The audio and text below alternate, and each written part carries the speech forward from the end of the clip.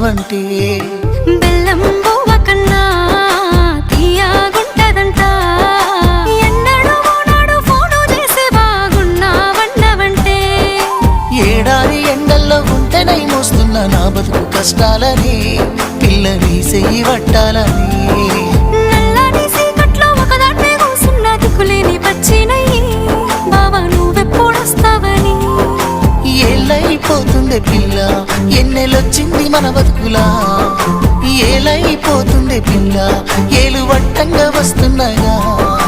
ఇన్నాళ్ళ ఎడబాటు ఎడవాసిపోతుందిలే ఈ సీనయ్య గుంటున్నదే సినదారా నీ కోసము